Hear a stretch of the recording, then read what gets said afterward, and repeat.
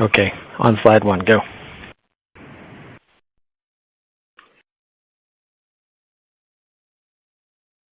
You don't have to be absolutely silent. Just no big. Yeah, slide 46, Andy.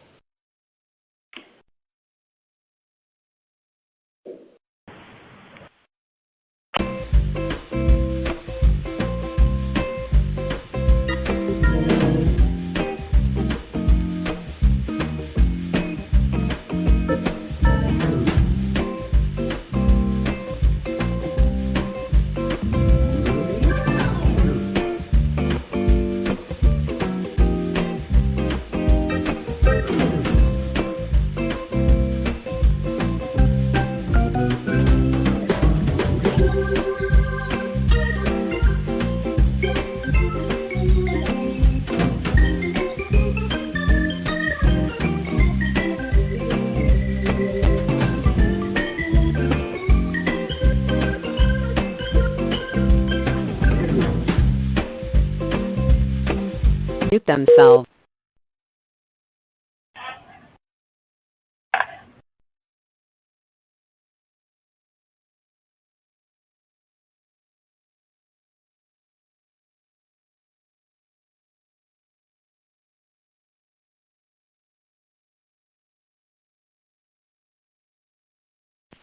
Hello, everybody. Thank you so much for attending our webinar today, the FBA Seller's Guide to Sales Tax. We have an excellent presentation up ahead and 2 excellent presenters. I'm just going to give everyone just a couple more minutes to dial in and get situated, and then we will get going. Be back on the line in a minute or 2.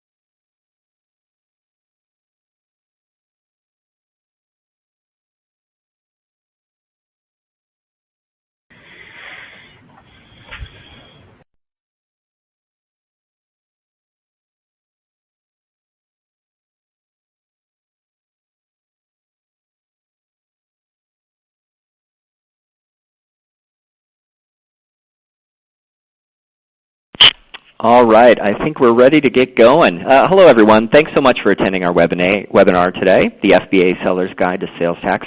We have 2 excellent presenters. We have Andy Johnson and Mike Fleming with Peisner Johnson and Company. I don't want to take any time away from their presentation, but just wanted to go over a couple quick housekeeping items to let you know about. You do have 2 options to listen to this presentation. One is through your computer speakers, but if you find that your audio quality is not where you want it, you might try listening by phone. So if you look on the left-hand side of your console, right below our speaker photos, you'll see a button that says Listen by Phone. Just go ahead and click on that. It'll give you a phone number to dial into. And just make sure to keep your phone on mute. It'll automatically do so, but just to keep it on mute. If you have any questions, right below that, you can submit your questions there, and we'll try and answer your questions during the presentation or at the end. Also, if you're looking for a PDF of the presentation to follow along, go ahead and click under the button that says Event Resources. Click that drop down and you can access a PDF of the recording right there, or excuse me, a PDF of the slides.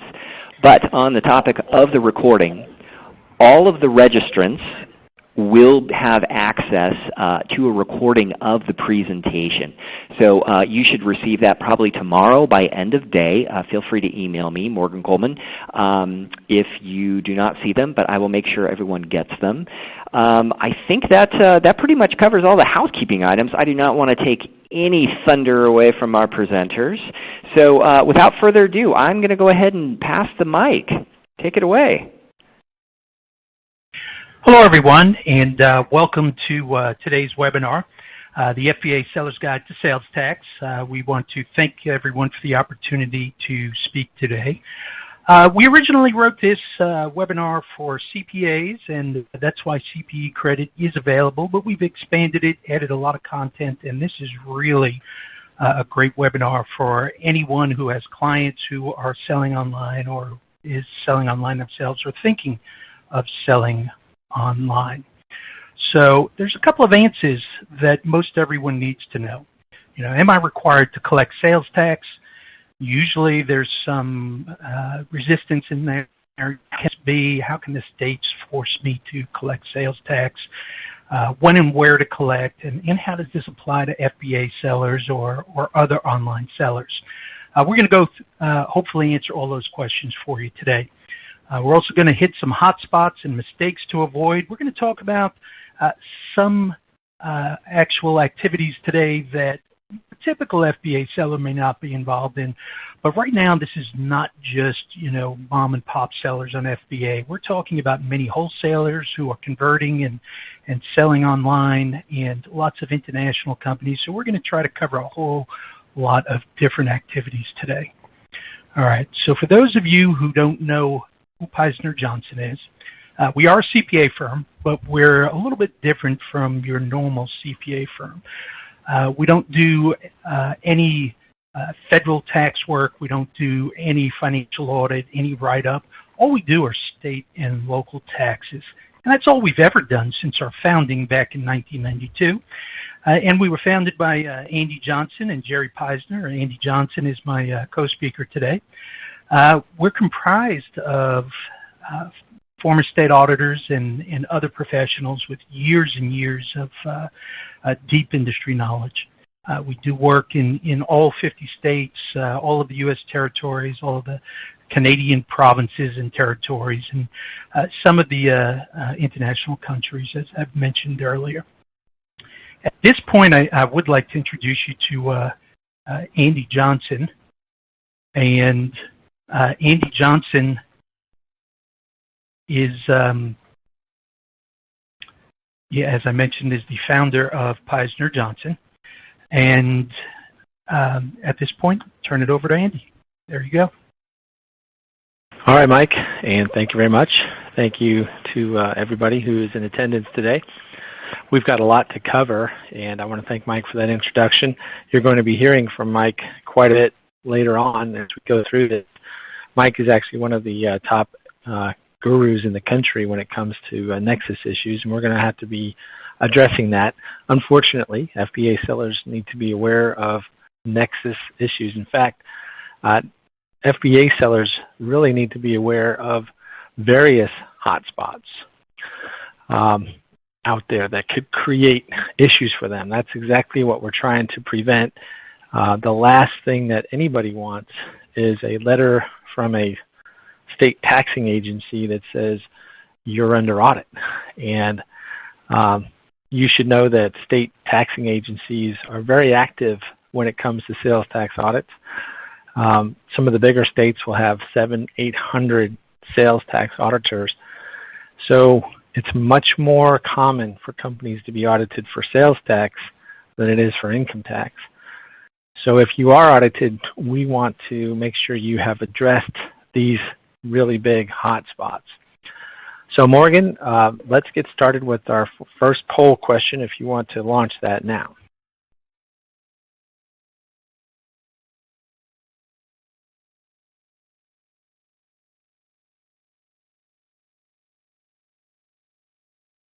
Okay, I just launched the first survey. It'll probably take about 10 or 15 seconds for everybody's responses to load up, and they should be on everyone's screen.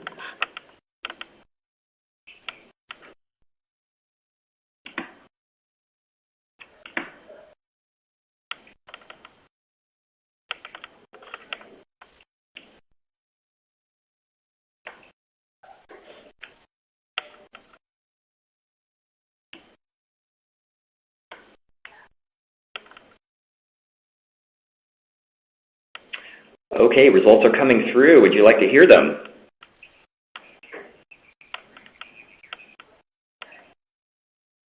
Absolutely. Okay, so it looks like the winner by 41, almost 42%, is they do have clients who sell online. A close second at 30% is A, I am currently or considering becoming an FBA seller.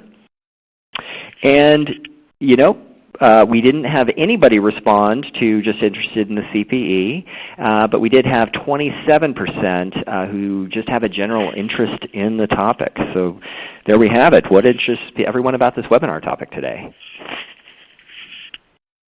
Okay, excellent. So, by the way, feel free to answer or to ask your questions as we go. In fact, if you have specific questions that we can answer, we'd be happy to do it. Our strategy or our approach to the questions is to answer them kind of behind the scenes. So we won't save hardly any time at the end to answer questions, but we will answer your questions either during the webinar or we will get to them after the webinar. So by all means, start asking your questions. One question, or now it's two, people have asked, you guys have referenced FBA, so what is it? Very good. I'm glad you asked that because that gives me a chance to address it. FBA means Fulfillment by Amazon. So many people who sell online are starting to move over to a service offered by Amazon where they do the fulfillment, meaning you ship your inventory to them and then they place it in warehouses around the country so that when I go shopping on Amazon, I want to shop, I limit it to Amazon Prime, and so Fulfillment by Amazon program participants use the Prime shipping, and so it's a fantastic way for companies to sell online but not have to fulfill all of those orders. So that's when we're referring to Amazon FBA, that is it, Fulfillment by Amazon. Thank you for asking the question. So the first hotspot we would like to address has to do with Nexus, and I've already mentioned it once or twice, but Nexus is one of those things that can, just like this solar flare, in comparison to the Earth, could just consume the whole Earth and destroy the whole Earth in one fell swoop. That's kind of this Nexus situation as well. Nexus for sales tax is kind of a complicated subject, and so that's exactly why I want to pass the microphone over to Mike Fleming, who is one of the top experts in the country when it comes to Nexus. And so Mike, why don't you talk to us all about Nexus for sales tax? Yeah, absolutely, Andy, and thanks for the introduction.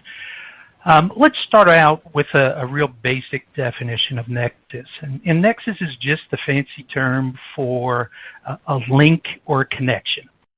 And before a state can state or say that you should be collecting their sales tax or paying their income tax, you have to have some sort of link or connection with that state. They just can't say out of the blue, you need to collect our sales tax. So this link or connection is what gives them the ability to say that. And for sales tax purposes, there's got to be some sort of physical component to that link. Now, what you and I consider to be a physical component and what the states consider to be a physical component, or even the Supreme Court, are often very different. So let's just look at, we've got a whole nother webinar that actually gets into the court cases very deeply. I just want to touch on this very briefly here.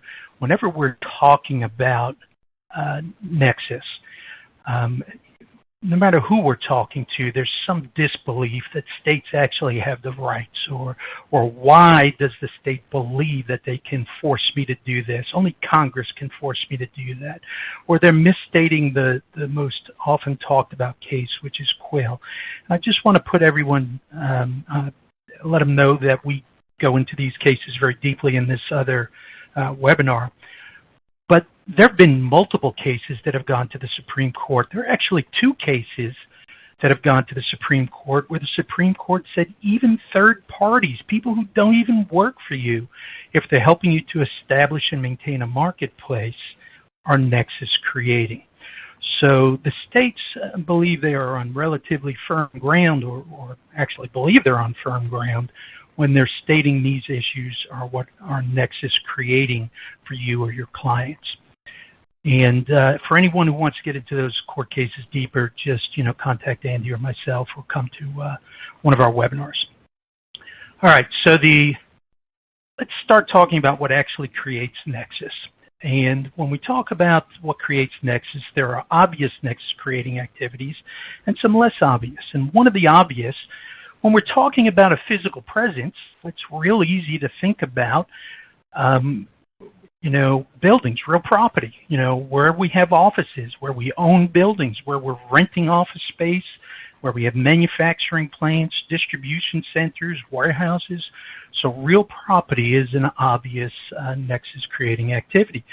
And for those of you who are working out of your homes and you've got running an FBA business, well, that's a link with your state. So that's enough of a connection for you to, for the state to assert that you should be collecting the sales tax. All right, the next one is employees. So many of the FBA sellers that we're talking to nowadays have employees. Some of them are all in one state, but some are in other states. If you've got employees in another state, well, that's a link or a connection with that state. All right, here's one that's a little bit less obvious. We just talked about employees, and, I mentioned that even third parties can create nexus for you, but it's not just where they live. It's anywhere where they're traveling on your behalf to help you to establish or maintain a marketplace. That's for third parties.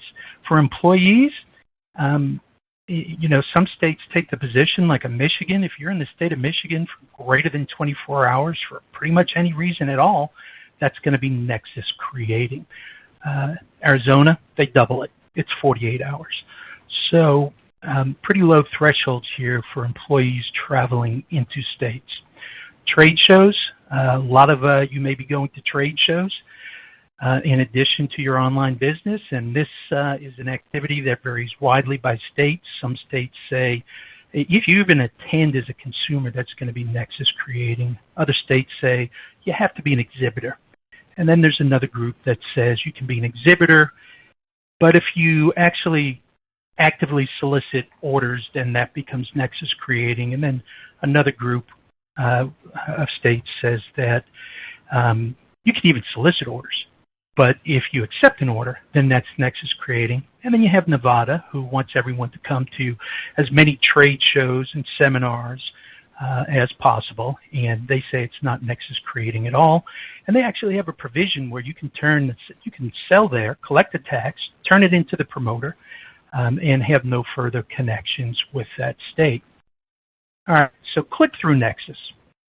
For those of you who sell online, this is something that you've got to look out for. What click-through nexus is, sometimes called affiliate nexus, is if you allow people to have a link on their website that connects to yours, and if someone buys something on your website, you pay some sort of fee to or commission to that referring website. So click-through nexus, they're clicking through to you, and if a sale is made, you are paying them some sort of fee. So New York was the first state back in 2008. This went to the highest court in New York. New York's highest court upheld it. It was appealed to the Supreme Court. Supreme Court denied it. Since that time, you've had multiple states jump on the bandwagon. They call these the Amazon laws. You may have heard them. So every other month or so, there's another state that is usually you hear about them implementing one of these laws. There are some states that actually, like Pennsylvania, that says, we don't have to pass a law. We actually state in our statutes that any activity that helps to establish or maintain a marketplace is nexus creating. So that's helping you to establish or create a market. So we don't need a special law for that. Most of these states' laws have some sort of threshold, and that threshold is usually around $10,000, but you've got to be careful. A state like Connecticut is very low at $2,000. So for anyone who wants to talk more about click-through nexus, we're going to go through these pretty quickly, but feel free to reach out to Andy and I afterwards or ask a question. This is the one that for FBA sellers is really the paramount. And the reason why is that every state out there has some sort of statute, rule, regulation, guideline that either talks about having inventory, they actually mention inventory in their state, or they say that having stores of goods in their state, or they talk about having tangible personal property in their state, which is inventory, or the use of a warehouse. They don't say you have to rent it. They don't say you have to own it. It's just the use of a warehouse. So just about every state but New York is going to consider inventory in a warehouse to be nexus creating. And when you're using a third-party fulfillment center like Amazon, you're going to be moving your inventory to one of their warehouses. So that's nexus creating, and a lot of people don't realize that. Now, what makes it worse for Amazon is Amazon has warehouses in 19 states that they utilize for this program. And in 17 of those states, there's a sales tax. New Hampshire, Delaware, no sales taxes. And Amazon has written into their contracts that they can move your inventory anywhere without actually letting you know beforehand. So you didn't even realize you had nexus in one state, let alone 17 states at this point. So we're going to talk about this a little bit more later, but for now, let's go to our next poll question. Okay, let's go ahead and launch that next survey.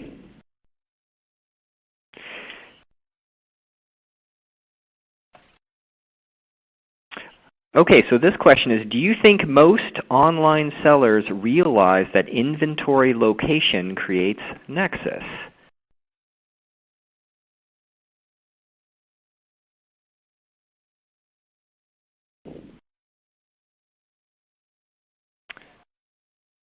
Give it a few more seconds here for the results to come up.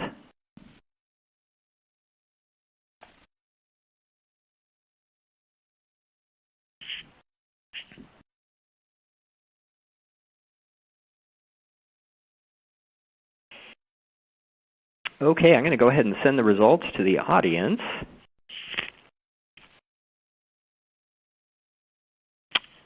Okay, so it looks like 62.3% responded with A, that is probably not, followed by answer C, which is probably yes, and then the third is B, probably not, and D is definitely yes. So it looks like the definite majority answered A. All right, thank you. And so let me take over now. So let's just, this is Andy, by the way. Let's just review here a little bit. There's been a few questions about FBA versus regular Amazon third-party sellers. And I think we're going to answer those questions because an FBA actually turns inventory over to Amazon for them to fulfill, ship, store. So what I'm hoping we have done so far is to settle in your mind that inventory, physical property, creates nexus. So the courts have said before a state can actually impose taxes on you or a tax collection responsibility on you, you have to have some minimal connection with that state. And they talk about it being a minimal physical presence. And so this question of whether or not inventory creates nexus or not, I'm hoping has settled in your mind that yes, inventory creates nexus. Now, sometimes people will talk about, yeah, but it's so little inventory. And so there is some basis in the Supreme Court rulings for saying, yeah, but I have so little bit of inventory. For example, the states have, the Supreme Court said, you must have more than the slightest physical presence. But when they made that ruling, so I just don't want you to to rely on that too much, because when they made that ruling in Quill, they were talking about the argument that North Dakota made was 3 software diskettes is enough physical presence, and the Supreme Court said, no, it's not. It's not enough. So all we know based on that is 3 software diskettes in a state is not enough. But conversely, we also know that even 1 independent sales rep creates nexus. So our position when it comes to inventory is the states would say that anything beyond a very small amount creates nexus. So I just want to settle that. So one thing FBA sellers should know at this point is that wherever their main headquarters is, wherever they live, they have nexus there. They have a sales tax responsibility in that state. I think most people realize that. So any sales you make to customers in your state where it's taxable, you have nexus. Secondly, wherever you have inventory, you should think about whether or not you have nexus there, and probably you do. So what states does Amazon have warehouses in? Well, they've got warehouses all over the place. But what states do they have warehouses that do fulfillment activities, these fulfillment centers? Well, as of today, Amazon has fulfillment centers in these 17 states. In fact, they have them in 19 states. But as Mike mentioned, 17 of those states impose a sales tax. And so this is the list, right, hot off the latest printout. Can you find, does Amazon produce a list of all the states where they have fulfillment centers? The answer is no. So how do we know this?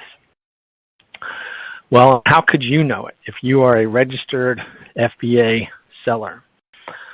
Well, you go to your Amazon Seller Central page, okay?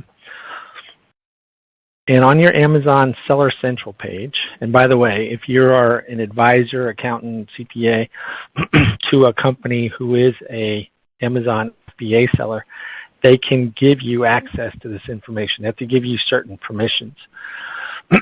So you go to this page here, and you click on Inventory Event Detail, and you can download reports. If you sell a lot of goods, this report will be very large. So you want to limit the report to some, 2 or 3 day period if you sell a lot of things.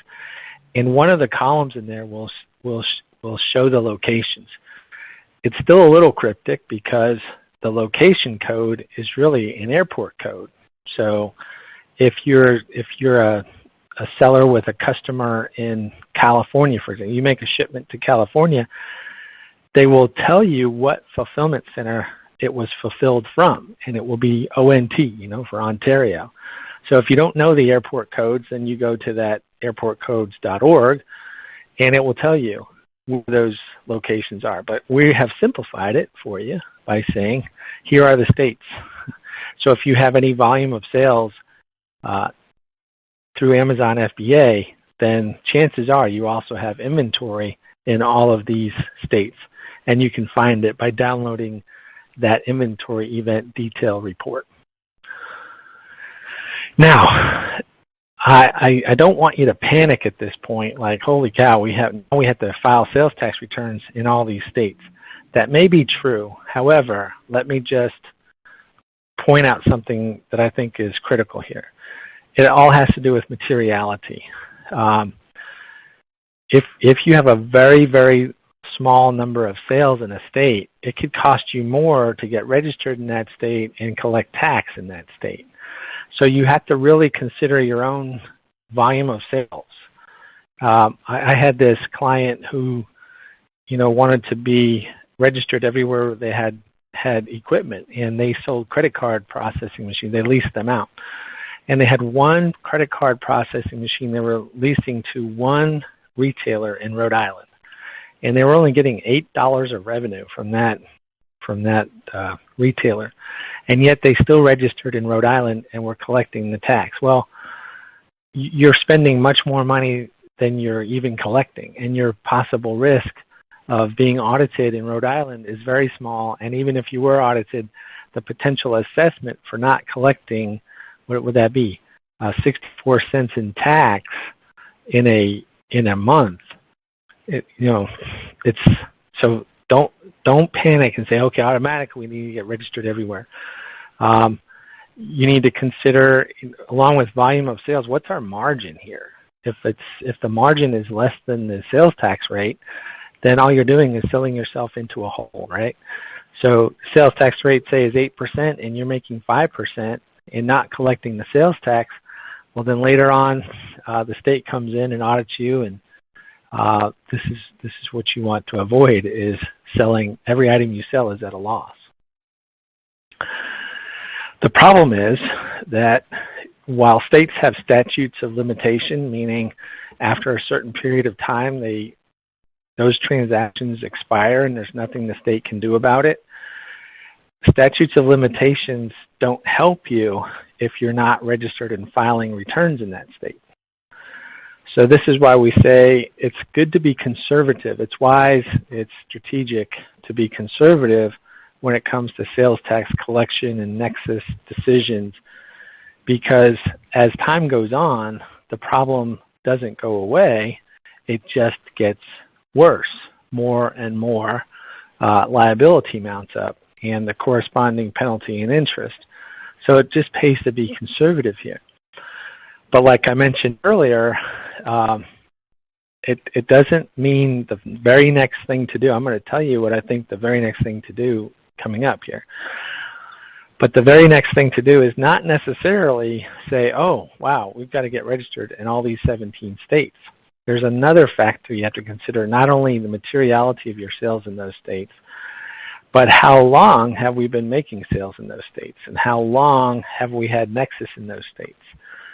If it goes back several years, then if you were to go and just get registered now, the thing is, when you fill out that form that says, I would like to get registered in your state, there's a very important question on there, and that is, when did the state will ask you under penalties of perjury, when did you first start doing business in our state? And if it goes back years, then the state will simply respond to that, thanking you for your registration and asking you to send in a report of all your sales going back 8 years, say.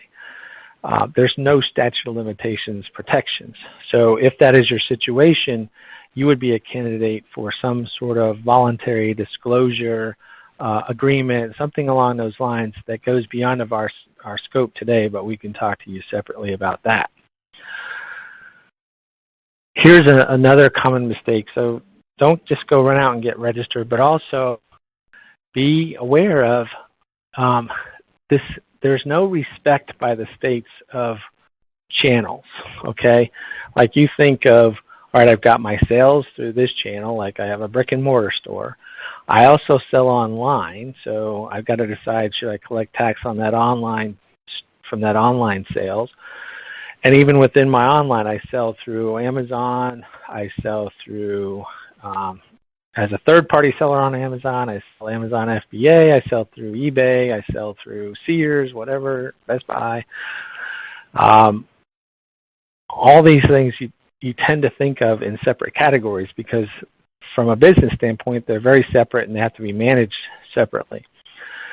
From a sales tax standpoint, there is no separation. If you have nexus by virtue of your inventory, say, for example, which is the most common thing for Amazon sellers, if you have nexus because of that inventory in a state, then you have to collect taxes on all those sales, on all, not only the sales of through Amazon FBA, but through eBay, through brick and mortar, through Shopify, what have you, Etsy. All these things now become subject to the sales tax because you have nexus in that state. Even if you had them in separate entities, that wouldn't necessarily protect you, just that entity strategy alone. The good news is that if you do decide, hey, we do need to get registered in this, in some of these states, then we can help you with that. And this is a program that we've worked on together with Avalara Trust File people that is a wonderful benefit to, in particular, Amazon FBA sellers, because we can help you decide, hey, should we get registered in all of the FBA states, all 17 of these states? Should we just get registered in half of them because our volume of sales in half of them warrants getting registered? Or maybe we should just get registered in the big 3 states. So that's our Quick Start program, which says, by our experience, a high percentage of everybody's sales transactions occur in California, Texas, and Florida. So you can just let me just get started at least. I'm going to get registered in those 3 states. That's true, unless you're selling something like snow shovels or something unique where your sales aren't big in those states. So anyway, we have a consultation package. We can post a link, or if you would like a link to learn more about this registration service, how ridiculously low priced it is, all that sort of stuff, you could also just send us the question. You could put the question in here, I would like a link to these registration packages. All right, so with that, I think, Mike, did we decide you're taking over on 28? Sorry, Andy, I was muted there for a second. Absolutely. And for online sellers, people using eBay and Amazon, tax rates may not be such a big issue for you. But for those of you who have your own websites and realize that you have Nexus and you need to start collecting taxes all across the country, wherever you have Nexus, then here's a map. And by the way, this is courtesy of Avalara. It's Avalara tax rates. Actually, it's taxrates.com. And every color on that map is a different taxing jurisdiction. And I've never counted them all myself. You're welcome to go out and count them if you want. I've heard estimates of anywhere between 7,500 and 13,000. So how do you keep track of that? We use a number of 11,000 jurisdictions, right in the middle. But how do you keep track of that? How do you stay on top of it? Well, Avalara has some great solutions if you're not selling through Amazon or eBay or one of these, Shopify, one of these platforms. So you may want to talk to them. When you're selling in multiple states, this is really, it gets so complicated. You may want to look at automation, but there are also tax tables that you can upload into your solution. Lots of different ways to go about this. If you're in one state and it's a single color state, then doing it manually is easy. But as you add more and more states, it becomes a lot more complicated. Now, we hear about class action lawsuits and these giant companies getting sued because they overcollected tax. Well, most of your clients and most of you sellers, that's not what you have to worry about. It's not overcollecting, but it's undercollecting. Specifically in Arizona, Amazon has some limitations. So someone just asked a question earlier. They said, hey, do I only have to collect the 8% rate? Well, if the sale is coming from inside of Arizona, then you could only charge the one rate. But here's the rub. Amazon lets you collect all of the locals or none of the locals. And their state rates are very low, roughly 50% of the overall rate. So if you don't collect in all of the local jurisdictions, you're going to be under collecting by quite a bit. So there's going to be excess tax collected. So, as good as Amazon is, and of all the platforms out there, they have the most options and the most flexibility. They still have their limitations. It's not like you're going and using a full-featured version of Avalara, which is going to give you many, many, many more options. You're pretty limited.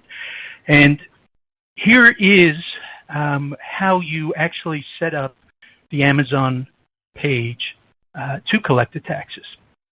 So, number one, Amazon doesn't want you to go out and get registered or just check every box and start collecting tax, and all of a sudden they're sending it to you. They don't tell you that it's tax. They just put it in your regular disbursement. So in order to prevent you from harming yourselves, what they do is make you get registered prior to collecting the tax. And if you can see the slide here, you've got to check state, county, city, or district, and then enter your registration number. So if you don't have that registration number, they will not let you get registered for tax. Now, Amazon will actually figure out the tax for you, so that's the good thing. That's all the bells and whistles of Amazon. So you don't have to use a custom rate. You have the ability to use it, but you don't have to do it, which is exactly the opposite of eBay. And on eBay, you have to choose one rate for the entire state. So what do you do in a state like Texas, where the rates range from 6.25% to 8.25%? We suggest that it's always better for sellers who are selling on eBay or a platform like this to go with the highest rate or the average rate, one of the two. You're going to deal with some people who are going to say, hey, my rate was only 8%, you charged me 8.25%.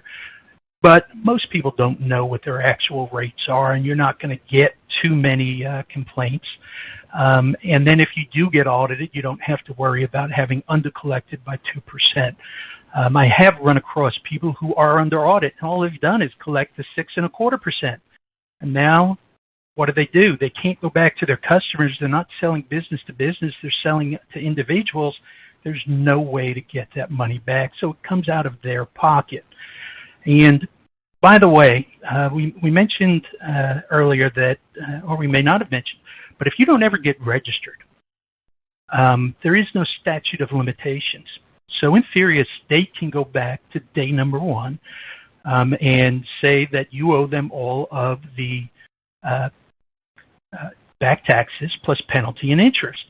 In reality, and I say this tongue-in-cheek, they only go back 7 to 10 years, routinely. And it's not like you can negotiate with them. If you've been doing business and have nexus there for 10 years, there are certain states that want that 10 years worth of back taxes. So that brings us to the greatest tragedy in sales tax. And what this is, if you had known that you should have been collecting taxes, or if you had known what the correct rate was, then your customer probably would have paid it at the time of the sale.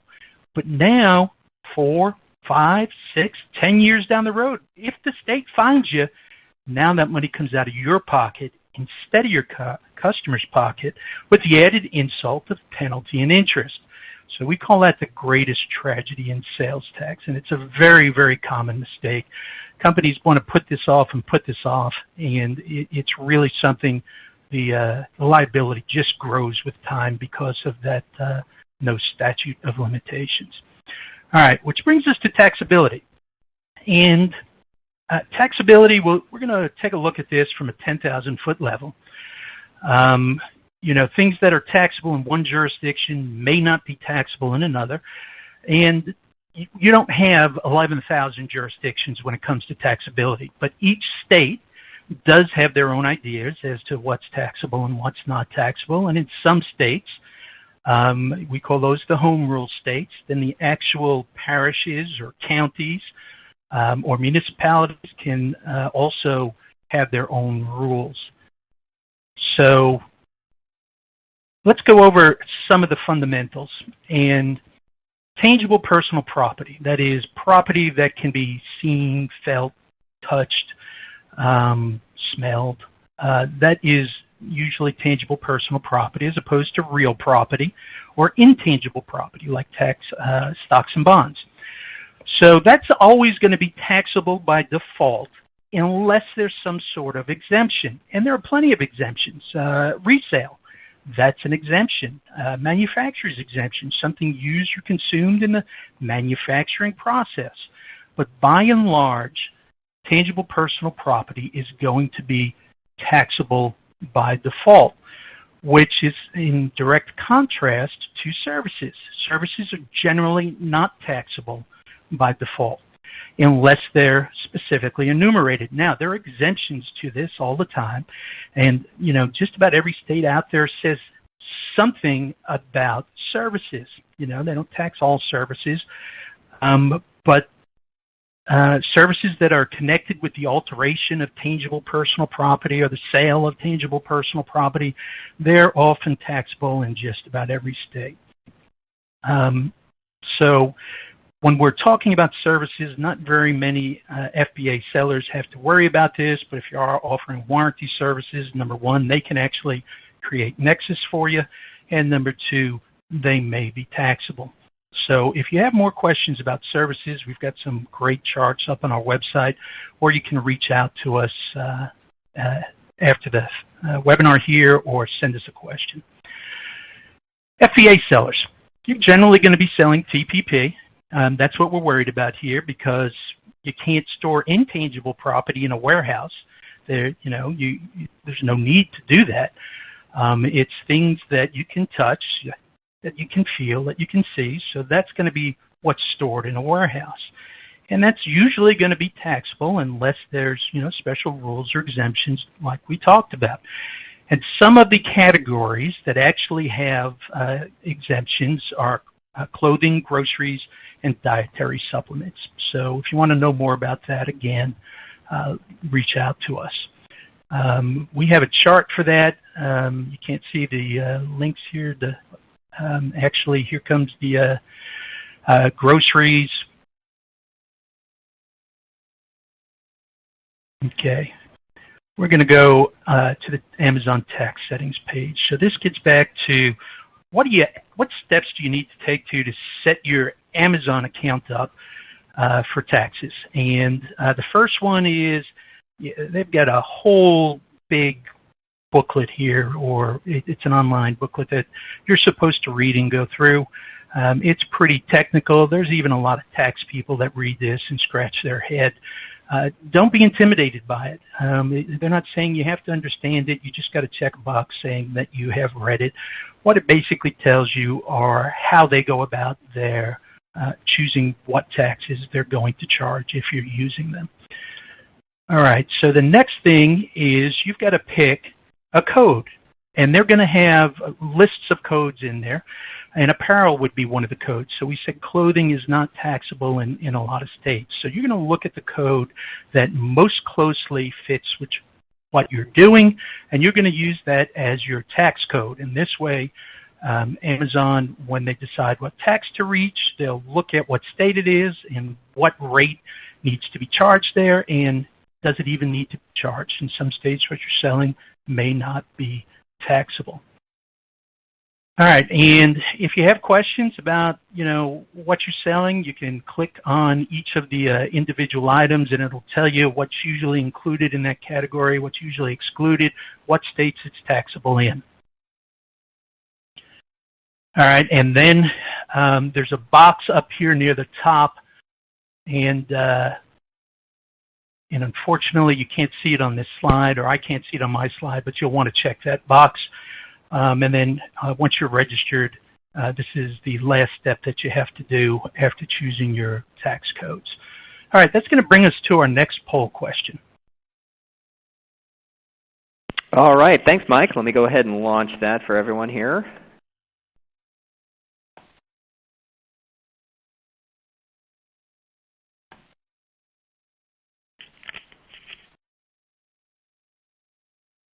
Okay, so the question is, do you have a good idea right now where your company should be registered for sales tax? And we'll just give it a quick moment here for all the results to come in.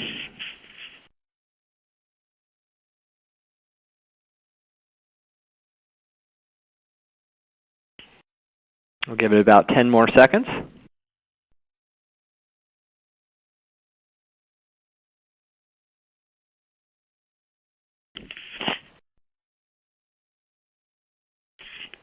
Okay, I'm going to go ahead and send the results to everyone. Okay, and to read it back to you, so 53% responded with A. Yes, I should be registered wherever we have inventory. Followed by 31% selected B. I think it all depends on my volume of sales. And then close to 16% said C, not sure.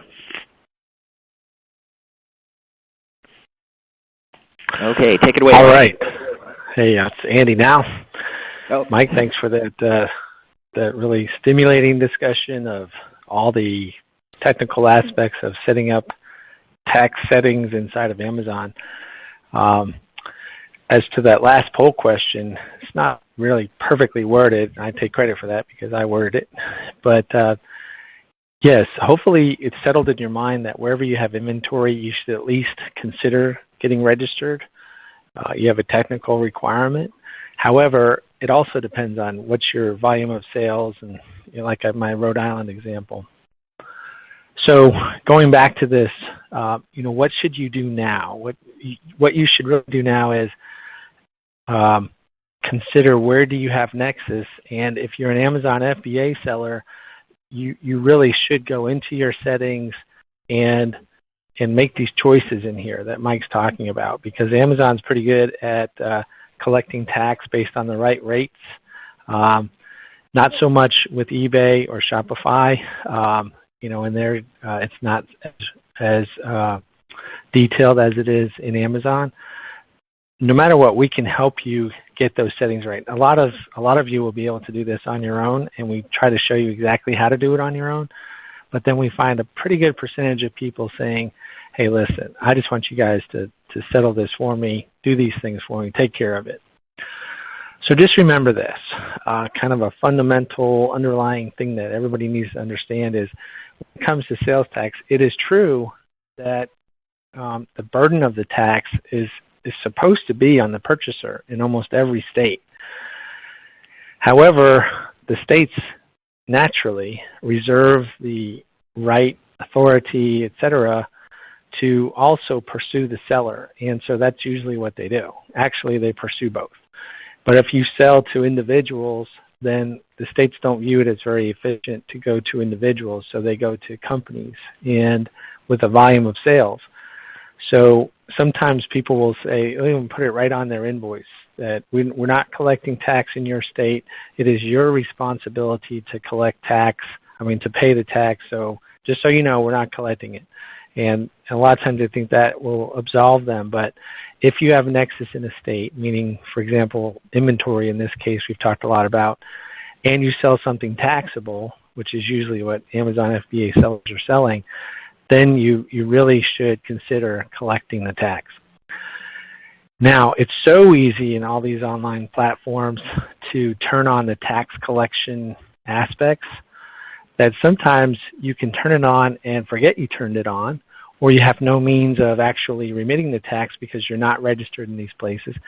So I want to talk to you about, it's really a hot spot, something you really need to be concerned about, and that is what we call the cardinal sin of sales tax.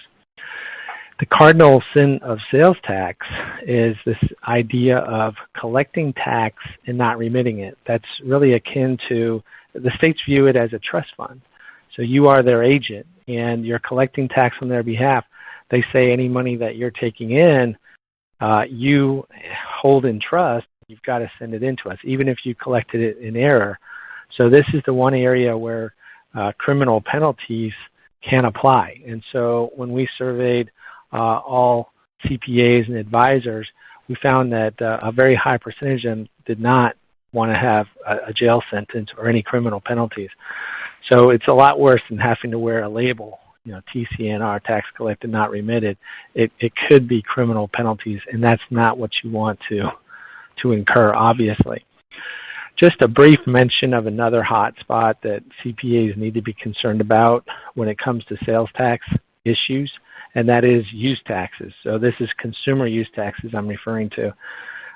One of the questions that someone came out with was, I live in Michigan, I bought some things on Amazon, one of them was taxed and the other wasn't, how is this possible? Well, it all has to do with whether or not those sellers have nexus in your state. And maybe they do, maybe they don't, but they've opted not to collect tax through Amazon because they're not registered or what have you. So it's very possible, even though Amazon collects tax in more and more states, that a given FBA seller will opt not to collect tax. So what is your responsibility in those cases? Well, it's to accrue use tax yourself. So this is not an issue for individuals right now. States right now do not audit individuals for this. I assume they will, very shortly, because they're going to need more and more revenue. But it is an issue for companies. Under audit, the State Department of Revenue auditor will definitely look at your purchases and make sure you're self-assessing the use tax. The other hot spot I want to briefly address, and this comes to play for Amazon sellers for sure, online sellers in general, is exemption certificates. The bottom line rule to know is if you have Nexus somewhere and you sell something taxable, you must either collect the tax on that sale or collect a certificate. And it's so easy for auditors to identify areas where you've made sales, didn't collect the tax. They'll say, okay, just show me all your certificates. And you're like, I don't have certificates. Okay, well, you owe the tax yourself. Amazon sellers, online sellers in general, it's very common for them to use a drop shipping methodology. And so certificates in a drop shipping scenario can be very complicated because you may yourself, you could be a third-party Amazon seller, not even an Amazon FBA, because you're using a drop ship approach. So you're using a drop shipper to fulfill for you. Well, the drop shipper could be like Best Buy or Costco, for example, or some manufacturer that they themselves have Nexus everywhere, and they are making a sale, right?